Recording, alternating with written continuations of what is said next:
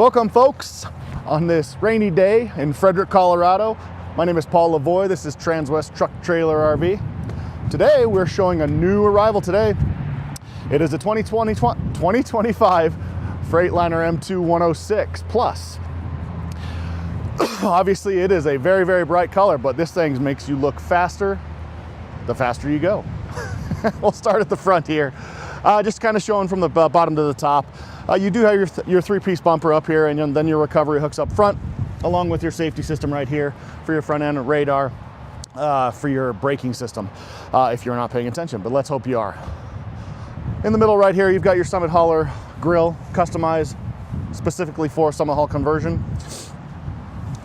And then under the hood of this bad boy, like I said, it was the M2 106, which has the Cummins L9 diesel engine coupled with the Allison 3200 TRV transmission, 360 horsepower, 1150 pound-feet of torque. So as you're looking at this, if you're mechanically inclined, you know what's going on here.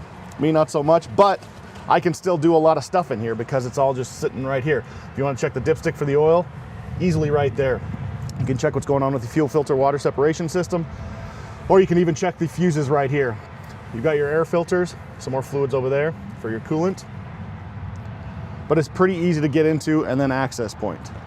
Down here is a very important thing. If your battery does end up dying and you need to get a jump, the leads are right down here. You've got the negative and the positive. An easy jump right there if you're in a situation that calls for it. With the hood, this is a compressed fiberglass hood, very, very durable. So if you are in an area that gets hail, it actually is very, very durable. You don't need to worry about that all that much. It's a nice little safety feature. Down to the wheels right here. These are the 255 80R 22.5. Nice little feature in here is an extra drum set in here where it actually has ball bearings where it's leveling your wheel out. So one, you'll get better wear. Two, you're gonna be able to stop a little bit better. Nice little safety feature. Going on the step ups right here, you got two of them right here because it is a big truck. You're trying to jump up in there. It has a gripping system right here, so if it is slick out, wet out, or anything like that, you've got good traction on there. Right here, you've got hookup for your engine block heater. Right here, this is where you're going to be where your fuel is. So you've got two dual tanks, both 50 gallons. One's here, one is on the other side. This is your DEF tank right here. It is a 6-gallon DEF tank. And you're getting roughly about 350 miles per gallon on that, so you can go a pretty long way on that. It is lockable just by right here, so nobody can actually get in there and siphon your gas once it gets expensive. As we're going down here, this is your trickle charger. So if you need to charge up anything, it's a nice little hookup. Just a nice little 3-prong 110 hookup. And we'll get into the cab right here, just so we'll actually go into the side here. Nice comfortable seatings, along with the Summit Hauler conversion look on it. Very, very nice, very, very comfortable seat. And it is an air seat, so literally just going up and down like this, letting it up and down. You've got your lumbar right here, heated seat right here. And then you've got your very important Freightliner feature is your kill switch. So if you're not a daily driver on this and it's gonna be sitting for maybe a month or so, you kill that switch, it turns off all the electronics so your battery doesn't actually run out. Hook up into the back right here. You've got your sofa seat. It is a 3-passenger seat with seat belts on all, but the best feature about it is it actually is down to a bed, and DOT regulations constitutes as actually as a bed, so you can pull over and take a little nap if need be. Just make sure that you're actually not on the seat when you're actually going up and down. Stresses out the motor just a little bit too much, so we'll try not to do that. Right here behind this compartment right here is where your batteries are at. It's very easy to access. There's four screws. But all you do undo that, and then you're actually able to access it. Very easy to change it out if need be. As we're going down here, you've got a couple of storage bins. This is the biggest one. You've got one here and then one on the opposite side, the exact same size. It is diamond plated, so it is very durable. And you do have a hookup for the air. It is that little black spot right there that you see in there. And then also you see just to the right of that, your fire extinguisher holder. Very, very Nice safety feature that you have there. This one in the back is a little bit smaller.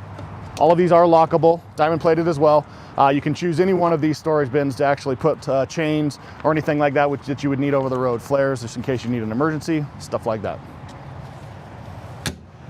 On the bed right here, you see that it is all double plated. Again, durable. You can do whatever you want with it. Right now we have the gooseneck ball, but you can set it up to where you have a fifth wheel. Most people that have these do the fifth wheel Hensley. So you can actually have the gooseneck and the fifth wheel on it. And as you look up here, it's a little bit hard to see, but you've got two little holes right there that are actually already pre-drilled for a storage bin if you would like that, if you need extra storage space. And up top you see here, you've got your camera, rear view camera so you can see back, and then you've got your indicator lights for reverse and braking as well. Down below here, you already have a bumper pull hitch on here, if need be. Right here is where you hook up for your lights.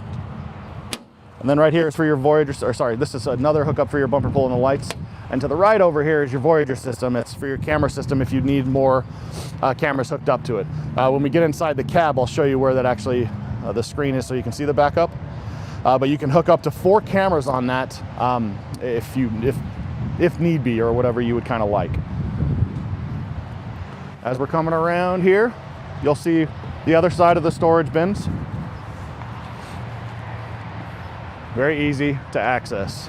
And then of course you've got your other fuel tank right here. Same thing, it is lockable, just pops up just like the other one did. A nice safety feature of the mirrors. This goes for both of them. On each side, they are breakaway mirrors. So if you happen to just run into something or somebody runs into you, hopefully not, either case, but they will just break away either way. Doesn't matter, then you pull it right back to the position that you want. They are motorized and they are heated, so you can just adjust them accordingly. This bottom one's not, it's only the top one that's motorized. So at least you know exactly what you're doing.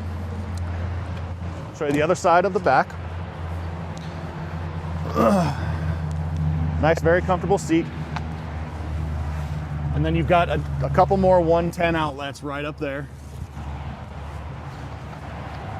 You need to hook up a laptop if you're old school and use the DVD player for the kids. Easy enough. Now going to the front passenger seat. As you can see, it's air ride as well. Very, very large area, capacity area for the passengers, so they want to be comfortable as well. But very, very easy to adjust, just up and down. And then you've got your lumbar and then heated seat, of course. All right, we're gonna hop into the cab. I'm gonna walk myself around here. And as he's getting up into there, you're gonna notice that the big windshield there, that is 2,500 square inches of windshield. Makes it easier so you can see out and the people can see you.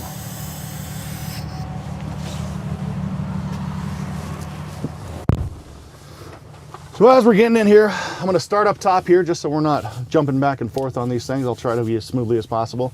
This is the Voyager system, which what I was talking about with your backup camera. Right now it will show the entire screen of just one, or you can have it to where it's 4 individual ones, which I don't recommend just because they're really small. It's a little bit harder to see.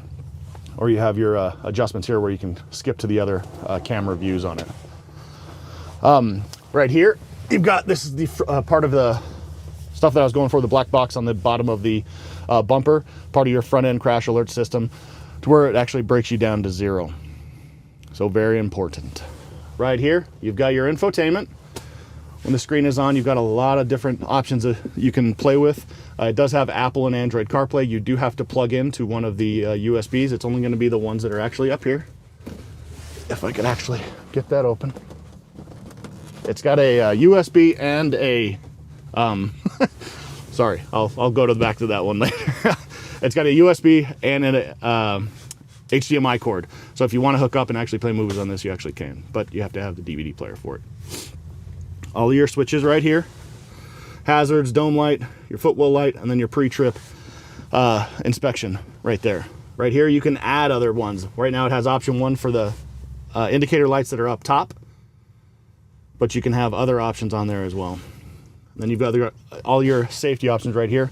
Your automatic brake assist right here.